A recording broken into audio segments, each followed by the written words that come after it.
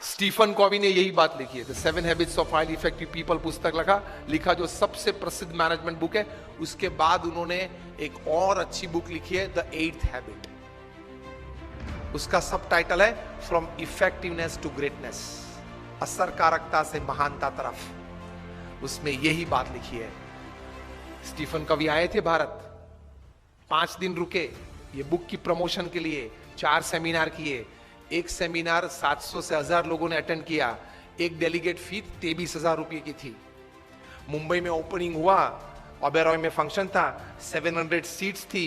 24 घंटे पहले e ticket open हुई और 86 सेकंड्स में, 1 मिनट एंड 26 सेकंड्स में 700 डेलीगेट्स ने पैसे भर दिए पूरे भारत में से, क्योंकि नाम तो बड़ा था स्टीफन कॉवी। 6 घंटे के सेमिनार में 5.5 घंटा सेमिनार मैनेजर्स और वीडियो ने चलाया। आधे घंटे के लिए ही सिर्फ स्टीफन कॉवी मंच पे आए थे। आधे घंटे में 10-12 बार वे एक वाक्य बार बार बोलते थे। वही वाक्य को, वही सेंटेंस को बॉक्स आइटम बना के दूसरे दिन डीएनए न्यूज़पेपर में पूरी आर्टिकल छपी थी।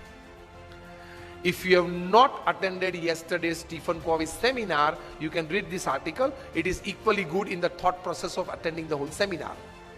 और अगर आपको पूरा आर्टिकल पढ़ने का समय ना हो तो ये बॉक्स आइटम आप पढ़ लेना। ये बॉक्स आइटम में जो बात लिखी है, that was the sentence that Stephen Covey talked again and again, perhaps more than 10 times in his half an hour of physical presence upon the stage.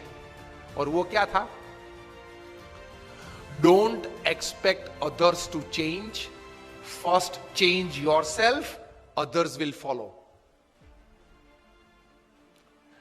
वो व्यक्ति मुझे अनुकूल हो वो बाद में सोचना, पहले कौन सी जगह पे मैं उनको अनुकूल हो सकूं वे पहले आप सोचे।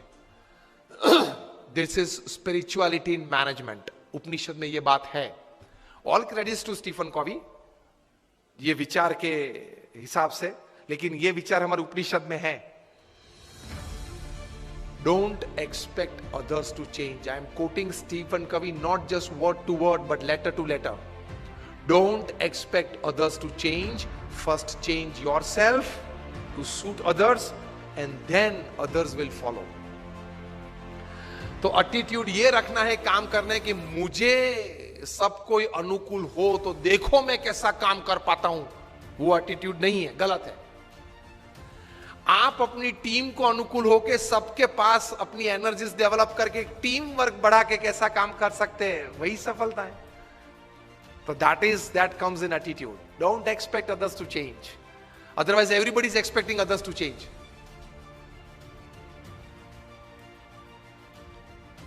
हमारे गुणातीयन स्वामी ने 200 साल पहले लिखा है क्या, कि अगर मैं जिस तरह से समझ रहा हूं ऐसा ही सब समझे तो बहुत अच्छा।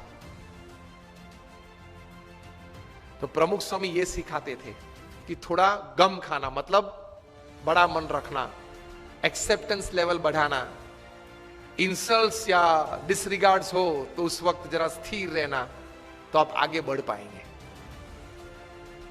You are not checked by your performances. You are checked by how you handled failures. Fortune 500 के बारे में तो आपने सबने सुना है ना, Fortune 500 कंपनीज, उसमें से कहीं सीईओज को मैं मिला हूं। नेशनल इंटरनेशनल सेमिनार्स में हम मंच पे साथ में रहे हैं। अभी 2 साल पहले शिव खेरा और हम लोग साथ में थे। बहुत अच्छी बातचीत, वार्तालाप हम मंच पे बैठे तब हुआ था। बड़े बड़े सीईओज को मैंने पूछा है, मल्टीनेशनल कंपनीज के सीईओज को,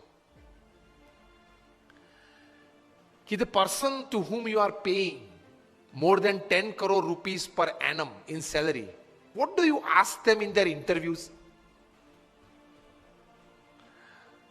तो एक बड़े मल्टीनेशनल कंपनी के सीईओ ने मुझे पूछा था कि Swami, this is the first time I am asked this. कभी हमने ये नहीं सोचा था। मैंने बोला कि क्योंकि कई एग्जीक्यूटिव्स हैं, उनकी एनुअल तनख्वाह 50 करोड़ 100 करोड़। मैं जागृत अवस्था में बोल रहा हूं।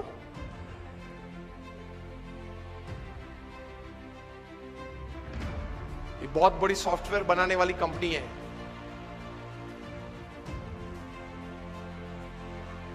हाँ, इन्फोसिस नहीं, इंडियन कंपनी है, अमेरिकन कंपनी है। एलिसन उनका सीईओ है। Allison,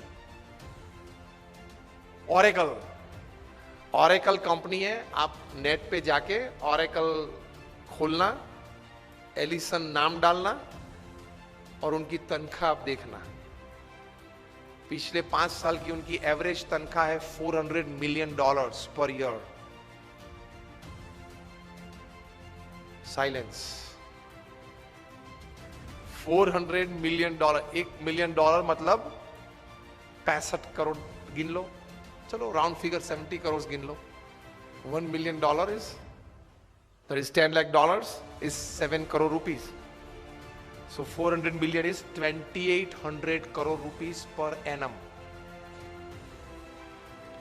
salary. अब देख लेना, मैं नाम देता हूं, Allison, ELLISON, he is the CEO of Oracle। आप नाम देख लेना। अभी परसों ही आपने सुना होगा सुंदर पिचाई का, गूगल के CEO, पर डे की सैलरी 3.5 करोड़। परसों ही न्यूज थे, हाँ 2 दिन पहले न्यूज थे। In the print media it is today, electronic media में 2 दिन पहले आ गए थे ब्रेकिंग न्यूज में। लास्ट ईयर फाइनेंशियल ईयर की पूरी सैलरी उनकी 1285 करोड़ थी, टू बी एग्जैक्ट 1285.5 करोड़, मतलब रोज की तनख्वाह 3.5 करोड़ की। सुंदर पिचाई, गूगल के CEO, आप देख लेना। मैंने इनको पूछा, इनकी MNC की टर्नओवर थी 2.5 लाख करोड़ की। हम दिल्ली में एक फंक्शन में साथ में थे, मंच पे बैठे थे। मैंने उनको पूछा कि दोज एग्जीक्यूटिव्स हुम यू पे मोर देन 10 करोड़ और 25 करोड़, उनको इंटरव्यू में आप पूछते क्या हो? क्योंकि उनके पास डिग्रीज तो एक्स्ट्राऑर्डिनरी है, he is a double MBA from LSE और हार्वर्ड, एकेडमिक्स तो पूछना नहीं है। इतनी बड़ी तनख्वाह देते हो तो वो 10-15 साल का अनुभव तो है उसको। 10-15 साल में उसने 50,000 करोड़, 1 लाख करोड़ मैनेज किए हैं, हर साल टर्नओवर किया है। ऐसी कंपनीज में ही बड़ी बड़ी पोजीशंस में वे रहे हैं। तो उनको नेटवर्किंग में पूछना नहीं है, एडमिनिस्ट्रेशन में पूछना नहीं है, HR में पूछना नहीं है, मैनेजमेंट में पूछना नहीं है, ग्रोथ के बारे में आपकी क्या सोच है वो पूछना नहीं है। आप पूछते क्या हो उनको इंटरव्यू में? उन्होंने मुझे एक बहुत अच्छी बात बताई कि स्वामी जी, इन कक्षा के लोगों को जिनको हम ये प्रकार की तनख्वाह देते हैं, उनको इंटरव्यू में एक ही प्रश्न पूछते हैं। I was like very surprised. मैंने बोला एक ही प्रश्न पूछते हो कहा? और उनका उत्तर वे 20-25 मिनट तक देते हैं, तभी उत्तर पूरा बनता है। That was more surprising. I said, what do you ask? He said, हम एक ही प्रश्न पूछते और ये पूछते हैं, describe a big failure in your life and how did you handle it? प्रश्न क्या पूछते हैं इन कक्षा के लोगों को? Describe a big failure in your life. आपके परफॉर्मेंस के बारे में हमें कुछ पूछना नहीं है कि मैं पहली कंपनी में था, वहां 200% सेल बढ़ा दिया, दूसरी कंपनी में था, वहां 500% ग्रोथ कर दिया, वो हमें नहीं सुनना है। वो था आप लोग सब जो यहां बैठे हो, जो इंटरव्यू वाले देने आए हो, जिनको हम ये तनख्वाह देने वाले, सबके पास ऐसी परफॉर्मेंस स्टोरीज है, ये कॉमन है, ये हमको नहीं पूछना है। पूछना क्या है? Describe a big failure of your life and how did you handle it. Simple. Performance से आपका कैलिबर का टेस्टिंग नहीं होता, वो तो किसी को भी चांस मिल जाता है, प्लेटफॉर्म मिल जाता है तो कूद लेता है। How did you handle failure? How did you handle a setback? How did you handle a fall in your life? That is important. क्योंकि अब रूटीन में जब हमारी अगर हमने आपको हायर कर लिया, रूटीन में हमारी कंपनी चलती होगी, तो आप तो अच्छा परफॉर्मेंस दिखाए नहीं वाले हो। लेकिन कंपनी में अगर बड़ी आफत आ गई तो आप क्या करोगे वो बताओ। बाकी तो आपकी जगह और कोई भी ये कंपनी चला लेगा। Isn't it a very important question? उसमें वो मल्टीनेशनल कंपनी के CEO ने मुझे बताया कि स्वामी, इसके उत्तर में उसको 20-25 मिनट हम देते हैं और उसमें भी हम ये जांच करते हैं कि किस प्रकार के विचार और प्रैक्टिसेस उसने अप्लाई किए, वो साइड में रखते हैं। किस प्रकार के एटीट्यूड्स उसने उस वक्त रखे, उस पे हम गौर रखते हैं। What we see in his answer is not what he thought during failure, not practicals what he applied to come out of that failure. What we see is what type of attitude he kept when he was a failure, when he met failure in his life. तो महान लोग ये परिस्थिति में इस प्रकार के attitudes रखते हैं। तो इसमें ये बात आती है गम खाने की।